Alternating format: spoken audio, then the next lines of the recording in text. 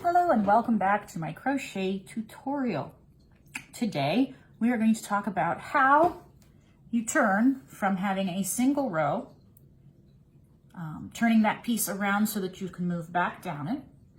We have a single crochet piece here. We have a double crochet piece here. We're going to use each of these pieces to show how to create a pattern alternating between a crochet stitch and a single chain. We're going to start with the single crochet. To turn around with a single crochet, all you do is you chain one at the end of your row. Chain one, turn your piece around, and then you're going to start working back. You're going to skip this chain. You're going to skip this stitch that your chain came out of. You're going to move into the next stitch. For a single crochet, again, you go through your stitch.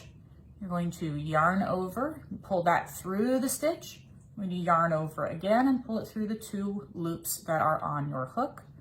Okay, now what seems a tricky bit but isn't so tricky, you're actually just going to chain one. Now for a single crochet, I do actually like to chain two because it's a little more visible. So I'm going to chain two. Now I'm going to take my hook down here to the row that we have crocheted. I'm going to count 2 stitches. 1, 2. Then I'm going to move into the third stitch and I'm going to make another single crochet. It is important that if you are working on a rectangular piece, that however many you chain at the top, you skip at the bottom. So we're going to chain 2 and we are going to come down to the bottom and skip 1, 2, and do another single crochet in the third stitch.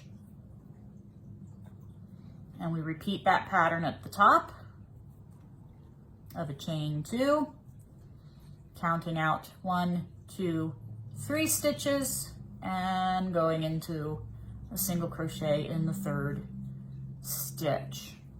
Now when you're working these, sometimes it is hard to remember to get those chains in at the end. So I always do them 1, 2 before I stop and before I count. And then when you look, you can see there are these lovely, what they call chain spaces. They are numbered by whatever number of chains you put in. So these would be a chain 2 space. And typically when you would come back across the piece, you would stitch into the chain 2 space, which I like to call stitching in the hole. And these really pop out, okay? That's the single crochet. On the double crochet, you are going to turn your material by chaining 3. 1, 2, 3. Now, the reason we use 3 and not 2 is because there is a half double crochet stitch, which I will teach you in the next video. But just like with the single crochet, we're going to turn the piece. I'm going to skip the stitch that the chain 3 is coming out of. I'm going to yarn over, go into the next stitch. I'm going to make that double crochet. And with a double crochet, I find that 1 is really quite visible. So I chain 1 and then I yarn over before I count out at the bottom. 1, and then go back in for a double crochet stitch in the next stitch. Because that way I don't lose my count because my yarn is already there. And I almost forgot to chain because I didn't do that. Yarn over, skip 1 stitch, double crochet into the next stitch, chain 1, yarn over, skip a stitch, go into the second stitch, and double crochet. And you just work that same pattern all the way across. And don't worry if it takes you a little more time. I've been doing this for eons, okay? And you'll see that we have this very nice pattern.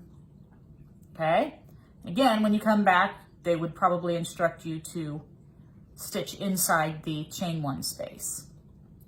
Have a great day, ladies.